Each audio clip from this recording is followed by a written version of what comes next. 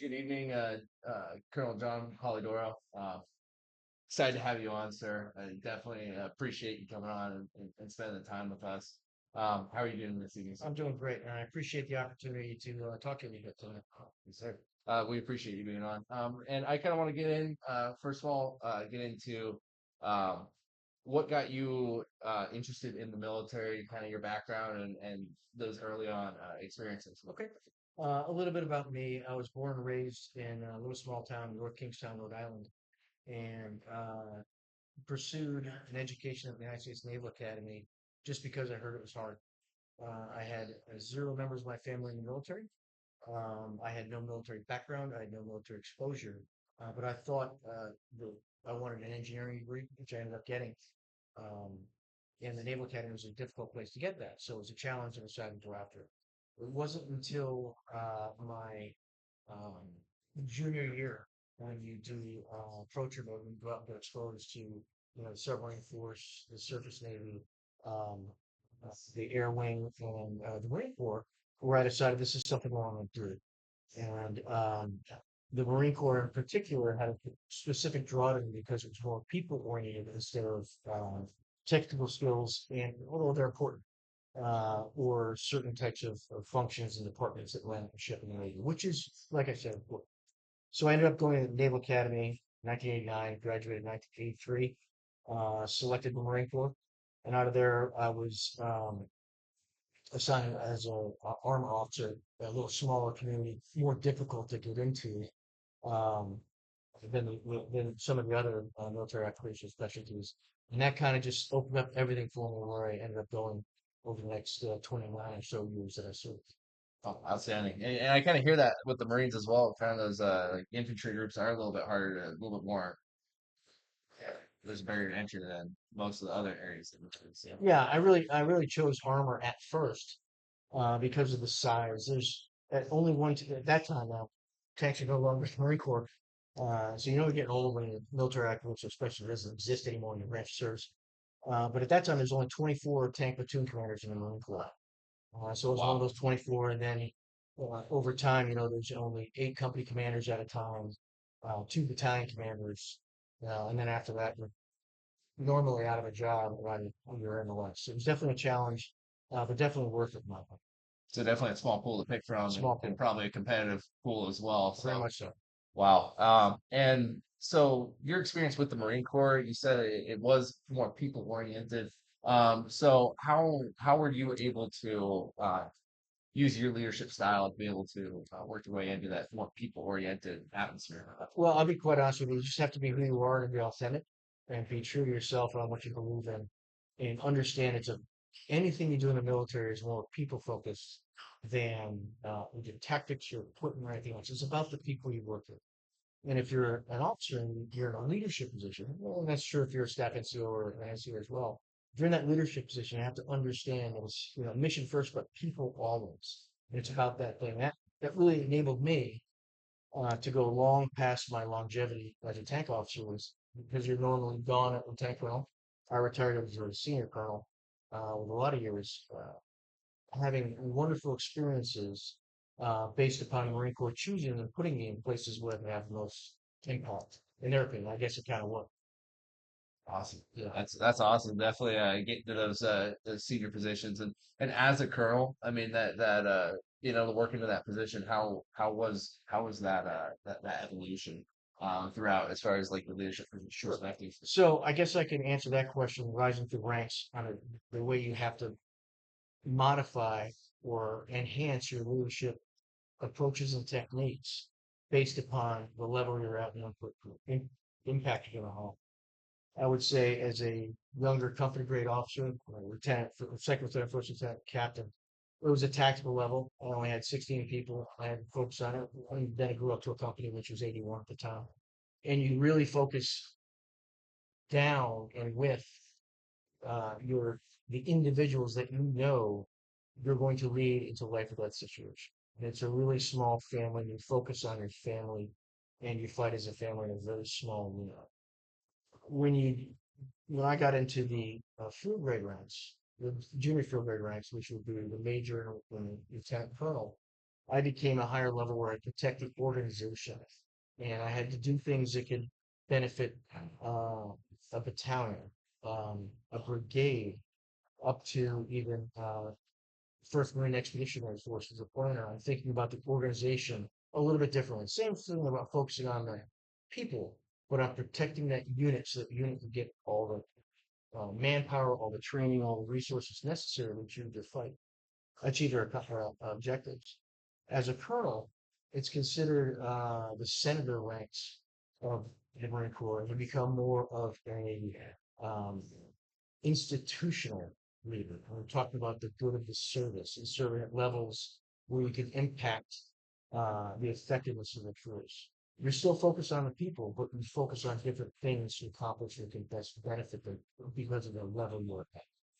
That makes complete sense. That's definitely different levels as you Yes, go up and different tactics to be able to very reach much the so. goals you need to reach. So I kind of want to get into some of the questions Cadet Royal wrote up for us. So, Bloom, where you plan in philosophy, you've emphasized the importance of excelling regardless of assignment. Can you discuss how this mindset influenced your career and its relevance for future military Sure. careers? So you don't get to pick the job you're going to go to. At least in the Marine Corps, you basically get you're told where you're most effective for the organization and you're placed there. Um, I've had several distinct instances in my career where I'm like, what are you doing? That's not my job. I'm not good at this. I don't know what I'm doing. You land in a leadership position, something completely foreign to you. You just got to say, okay, this is my job. I want to attack it. I'll give you two examples of that. When I was a young captain, I had orders to go to camp. I was in a school, right, the senior level school for tank commanders, tank platoon commanders, getting ready for company command. And had orders to go to Camp Lejeune, North Carolina, and take over a tank company, which I previously had. It's my second time. Right before graduation, I was told, "Well, I'm sorry, you're not going to do that anymore. There's a need in the Marine Corps. We had a guy resign his commission. You need to go out and train reservists." I'm like, I don't know anything about reservists at all. Well, go do it. Oh, by the way, the nearest base is 200 miles away from where you are. Have fun. Good luck. So I got sent out there and had to figure that out on my own. And it was about, again, the people in the organization and making sure everybody had what they needed and their unit was taken care of and just kind of figuring out, when I got there. That landed me some other things that were great. It actually brought me out of my MOS for a while. Military operation especially put me into light armor reconnaissance with smaller vehicles, where I had great success with the combat unit for a couple of years. Um, that's one example. It kind of opened up a lot of other doors to me just because I went out there to a job I didn't want. And it actually turned out better for me because I just went there to do the job as best I could. The second instance is my colonel level command, where they took a tank guy, an OAR, right armored reconnaissance guy, a combat arms guy who'd been fighting and planning fighting for 23 years, and they put me in charge of the base. Wow. I'd never run a base before. I didn't know how to be a senior manager. And I had this opportunity to help out these individuals, both Marines and civilians that worked for them, about 3,500 of them, 3,500 Marines and about 10,000 civilians. And I'm not know what's going on, so I just had to learn the people and understand what's important for them and learn what my folks needed and just did the best I could at that job. And it made me better at my next job. So what I mean by blooming where you're planted is just because you don't get what you want doesn't mean you can't make an influence. And you just have to go in and say, okay, I'm here for a reason. The institution knows better than me. They put me here because of something, and I'm going to make it work. And then and both those assignments in particular, I know I came out a better leader afterwards when I learned more, opened it up, not because of what I think I wanted to do, but the opportunities I was afforded to both develop and grow and affect those Marines and civilians that work with them. Oh, that's great stuff. Definitely coming from that perspective, it's kind of hard to see the light at the end of the tunnel when you get in a spot that just doesn't look quite advantageous, or Yeah, the it's light at the end of the tunnel can either be an opportunity to train, getting ready to run over you, right? So you got to consider the opportunity. absolutely sick. So for our next question, combat experience, having served multiple deployments, including in Iraq, how did these experiences shape your leadership style and approach to mission readiness? Well, yeah, mission readiness is number one. You know, well, number two, people first. Mission readiness is got to be here. Um, I had about five combat deployments over my years. The first one I went into was in 1995 when for Operation Upload Democracy in Haiti. A mission we were not prepared for and was very difficult to execute. We were a provisional infantry company, armor guys working as a provisional infantry company in a peacekeeping mission in the Caribbean. So our mission readiness wasn't quite there because we weren't trained to do it as well as we could. Fast forward to Iraq, and we had it was 2005 when I got there after this invasion, and the institution, the DoD, understood the importance, and we were actually well resourced. We had plenty of time to train.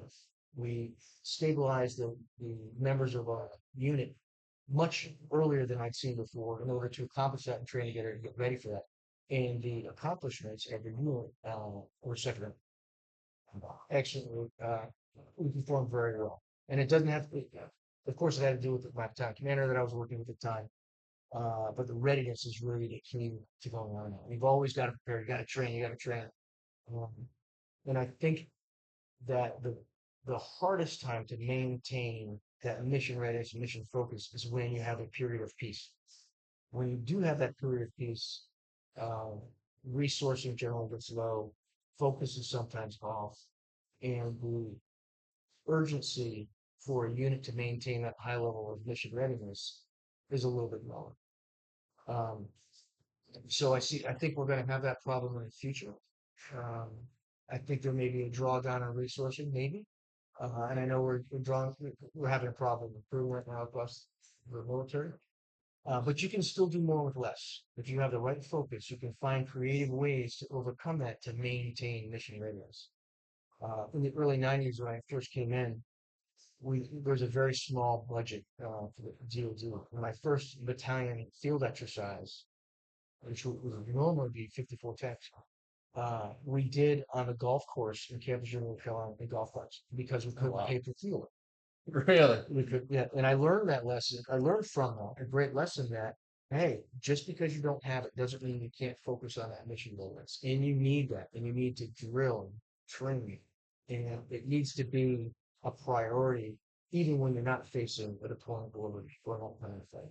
Yeah, and that's definitely a leadership competency as well, making sure with the resource management, that's a big thing, and be able to allocate resources that might not be there, training your time, that's all a resource. And Even more than resources, it's creative solutions to resource yeah, problems. And one of the most important things for a leader to have is creativity and creative thinking. Yes, you have certain checklists you have to accomplish, pre-combat inspections. You have that.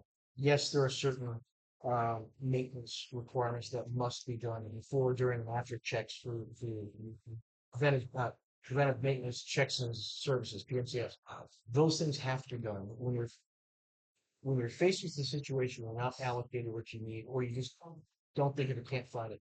There are creative solutions every time, and you shouldn't accept as a leader that you can't do something when there's always an alternative way to get something done. Commander's intent is important.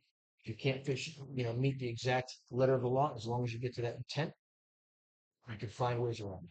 You just have to be creative. wow, that's incredible. Those are definitely some great takeaways there, sir. So I also want to get into recognizing heroism. So you played a role in awarding the Silver Star to a Korean war veteran decades after his service. What does this say about the military's commitment to honoring valor, and how can future officers uphold this tradition? So I'll start off by saying I think we give out too many awards nowadays. That those that earn should be hallowed, and they should um, be respected by the institution. Nobody really wins an award. It's always earned, or it should be earned.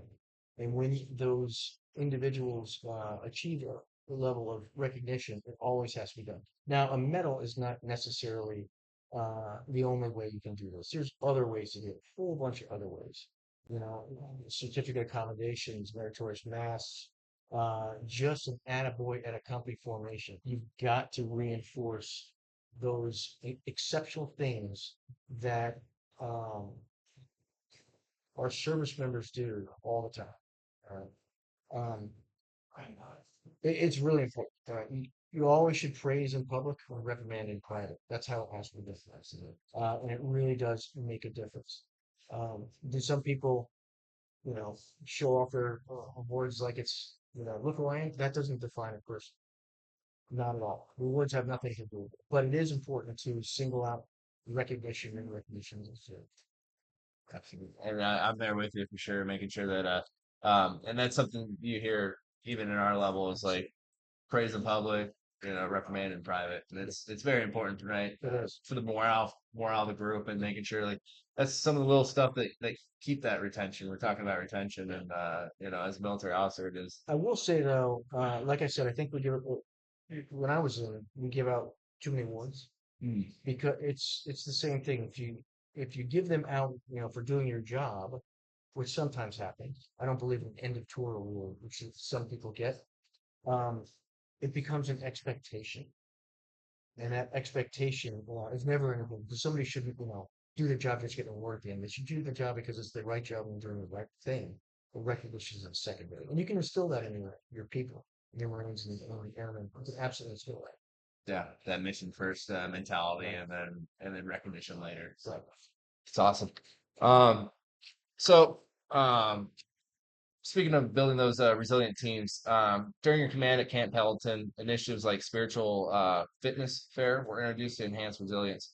What strategies do you recommend for fostering resilience within military? Right. So the most important spiritual fitness is a broad term. Okay? And often spirituality gets confused with religion, and that's not what it is. Spirituality really is about having a sense of purpose and a sense of belonging. And it doesn't matter what gives you that sense of purpose or belonging. It helps you define that level of right and wrong in what you're doing and being comfortable with who you are and the environment you are. Because that's what really builds resiliency is when you reach a level of adversity, you've got somewhere to turn to bounce back from that, whether it's in internal belief systems or your fellow airman or marine next to you, or a sense of belonging within the unit, or seeing your unit and your fellow Marines as your family, like I always do. It's just a family. And I was lucky enough when I left the military, I left one tribe and I joined another tribe that um, where I work now. And it's just a sense of belonging, sense of being. And that's what builds resiliency is having this and having a belief that you're within your own moral code and your own belief system that what you're doing is right. And if something goes wrong, you have a support system to rely upon to bring you back up. It's being able to take that hit and get back up, knowing you're supported, and that what you're doing is right and correct. And that's what about spirituality really is. You can believe in nature, you can believe in hunting is your Zen place. It can be with your unit, it can be with your family, it can be in church, it can be in synagogue, it can be anywhere as long as we've got to help your people as a leader. I think it's your responsibility to ensure that your folks have something to believe in and give them options or just kind of understand that person enough where we know where to point them when the times are tough, that you can help them bounce back. And that's what, you know, I it's see often what you're saying, confused. That's definitely what it with is. that with having that spirituality background and that's one thing I found like going through tough times, especially in the ROTC. I've been Yeah. in positions where it's like, oh, should I, it's a make or break situation. Should I, go out the exit door or should I put my head down and continue on? It's always that group of people around you that keep you solid. They do. It really is about the people. Yeah. And part of that is I'm a firm believer in mentor system, which cannot be, mentor system can't be assigned. You often gets confused and assign your mentor. That's not how it works. It's Yeah. got to be somewhere in your career or someone along the way that, um, a senior or a more better way to put it is a more experienced person sees potential in a more junior person, inexperienced person, and that inexperienced person inexperienced person sees the value and trust in that experience level. And the mentor-mentee relationship evolves over time and should happen naturally.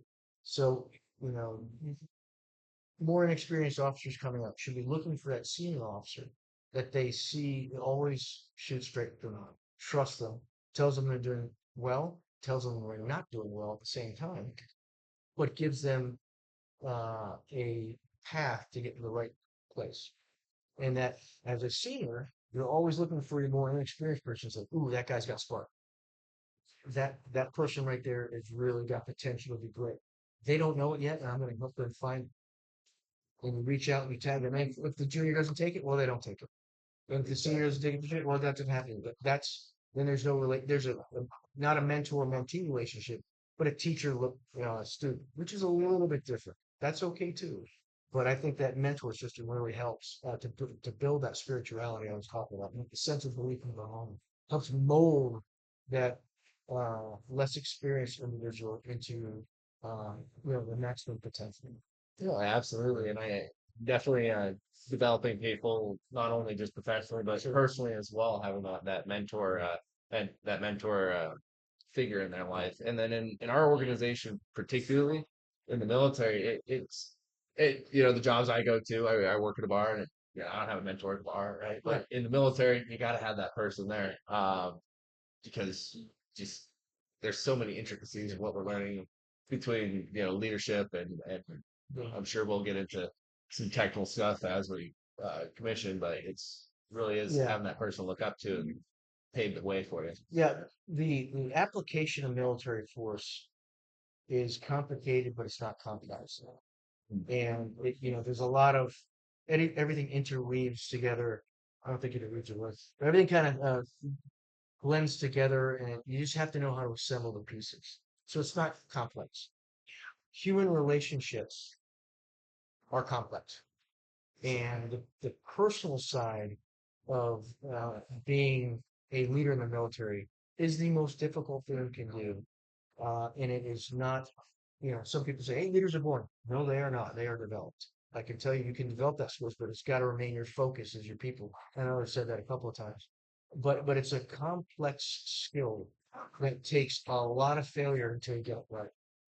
But you got to keep at it. And you as a generic, right? You have to focus on that as and it's as much about developing your sports as it is developing yourself. Yeah. I can't think of a job that I didn't approach a command job or leadership job where I didn't have to do it a little bit differently than I was used to. But it's just, you come out a better person, a better leader at the end of it.